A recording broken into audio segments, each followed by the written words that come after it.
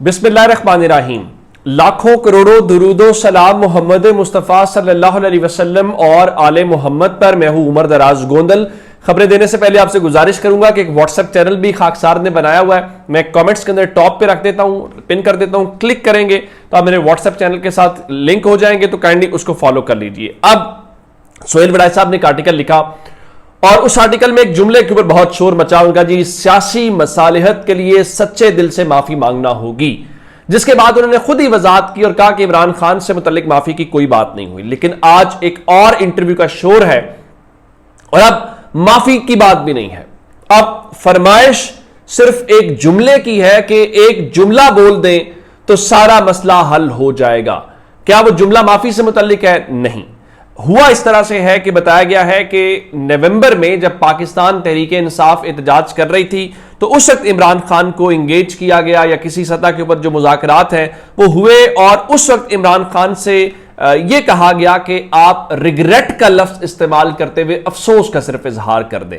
अच्छा, ये किसने कहा है और कहां से ये बात सामने आई है? तो उससे अंदाजा होता है। आप जानते हैं कि इजाजुल हक साहब जो हैं, जनरल ज़ियाउल हक के जो साहबजादे हैं, उनके मुतालिक हम बहुत सारी बातें सुनते आए हैं और उनके मुताबिक उस वक्त इंगेज किया गया और वाया ये जो इंगेजमेंट थी, ये जो खैबर पख्तूनख्वा के चीफ मिनिस्टर हैं अली अमीन गंडापुर, तो उनके मुताबिक इमरान खान को कहा गया कि आप सिर्फ इतना कह दें कि आई रिग्रेट व्हाट हैपेंड, यानी जो हुआ मुझे उस पर अफसोस का इजहार है। लेकिन उनके मुताबिक इमरान खान ने वो जुमला नहीं कहा। तो इसका मतलब यह हुआ कि अगर इसको नवंबर से शुरू करके अब आप अगस्त के अंदर आ जाएं कि नवंबर में कह रहे थे और उस वक्त भी यही सारा एस्टैब्लिशमेंट का सेटअप भी यही था, गवर्नमेंट का सेटअप भी यही था और इमरान खान भी, इसमें कोई चेंज नहीं था, कुछ प्लस माइनस नहीं था।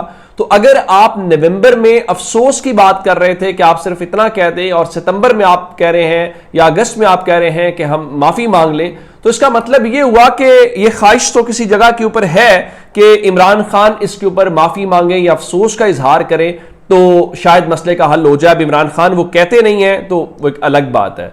तो उन्होंने कहा इस हवाले से सिर्फ यही हो सकता है कि इमरान खान के सामने कोई अंग्रेजी में ये कहे कि आई एम सॉरी, मुझे इसका उर्दू के अंदर मतलब बता दें और उसके बाद उनकी वीडियो या ऑडियो रिकॉर्ड कर ली जाए और बाहर आके कहा जाए कि देखें जो इमरान खान है उन्होंने माफी मांग ली है, तो शायद इससे मसला हल हो जाए। और बहुत सारे लोग जो हैं वो कहते हैं कि इमरान खान साहब को कहा गया है कि आप क्यों नहीं माफी मांग लेते, खुद भी माफी मांगे और अपनी पार्टी के लिए जो मसाइल हैं वो खत्म करें और आगे बढ़ें। लेकिन खान साहब का मौके बड़ा वाज़ेह है, वो कहते हैं भाई मैं माफी नहीं मांगूंगा बल्कि माफी मुझसे मांगी जाए। अच्छा, इससे हट के जी एक बात और है और इमरान खान से मुतल्लिका इंपॉर्टेंट बात यह है कि पाकिस्तान तहरीक इंसाफ के हवाले से आज एक और अहम फैसला हुआ है। ये कहा जा रहा था कि ज़िमनी इलेक्शंस को लेकर बाकी जो चीज़ें हैं इमरान खान ने सियासी कमेटी को इख्तियार दे दिया है कि वो फैसला करें। तो आज पाकिस्तान तहरीक इंसाफ की जो सियासी कमेटी है उसका इजलास के हवाले से हुआ और बताया गया है कि पाकिस्तान तहरीक इंसाफ की जो सियासी कमेटी है उसका इजलास 22 अगस्त को हुआ, जिसमें जो तमाम मेंबरान हैं उन्होंने शिरकत की और उनके मुताबिक जनाब इमरान खान ने ज़िमनी इंतखाबात में हिस्सा लेने के लिए मामले को सियासी कमेटी के सुपुर्द किया था।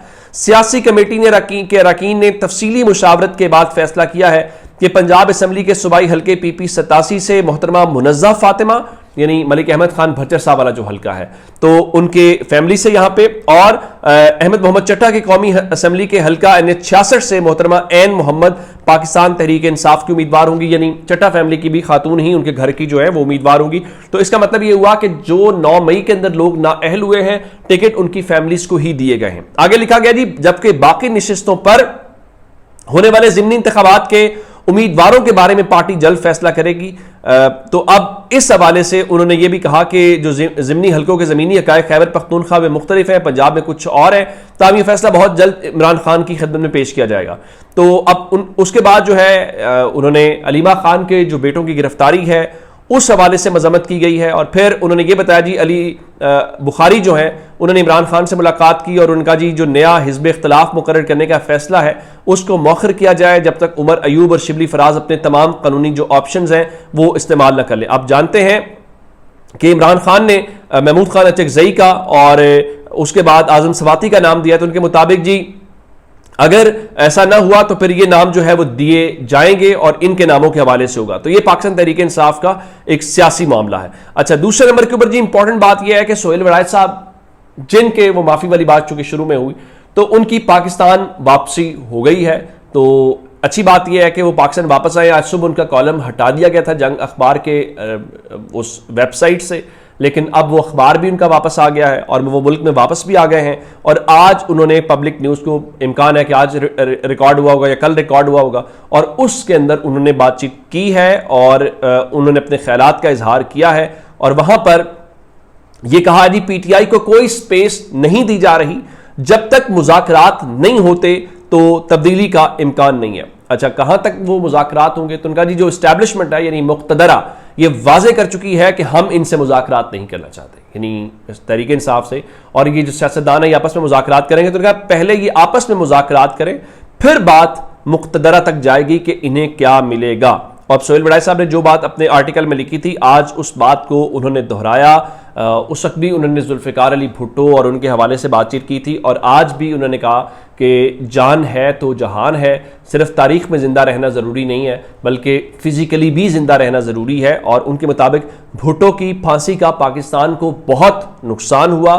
عمران خان کے ساتھ اگر کوئی حادثہ ہوا تو اس کا نقصان پارٹی کو نہیں پاکستان کو ہوگا. میرے خیال سے ہمیں سب کو احتیاط بھی کرنی چاہیے, ہمیں کوئی ایسی بات بھی نہیں کرنی چاہیے اور کسی کو اس طرح سے سوچنا بھی نہیں چاہیے.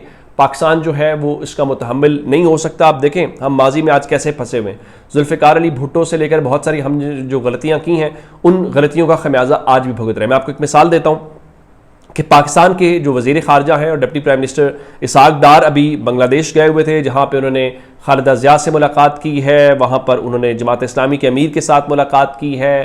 اس کے بعد انہوں نے جو ان کے چیف ایڈوائزر ہیں بنگلہ دیش کی گورنمنٹ کے ڈاکٹر یونس, ان سے ملاقات کی ہے. اور 2 دن کا کوئی ایک دہائی کے بعد یہ پہلا دورہ تھا. لیکن اب جو بنگلہ دیش کی حکومت نے آج سرکاری اعلامیہ جاری کیا ہے, اس سرکاری اعلامیے میں انہوں نے جو نمبر 1 بات کی ہے جو ان کے وہاں پر چیزیں ہیں, اور اس میں لکھا گیا ہے جی کہ پاکستان جو ہے وہ 1971 کے اندر جو واقعات ہوئے ہیں اس پر فارمل آفیشیل اپالوجی یعنی باضابطہ طور پہ سرکاری طور پہ پاکستان بنگلہ دیش سے معافی مانگے, اور جو اس وقت ہمارے ایسٹس تھے ان کی باضابطہ ڈویژن کی جائے, ہمارے حصے میں جو آتے تھے ہمیں دیے جائیں.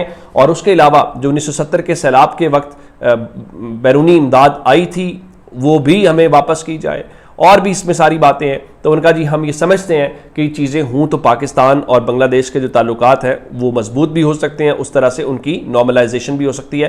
پھر جو محصورین ہیں بنگلہ دیش کے جو بہاری ہیں ان کو پاکستانیوں کو جو ہے وہ واپس اپنے ملک میں بلایا جائے.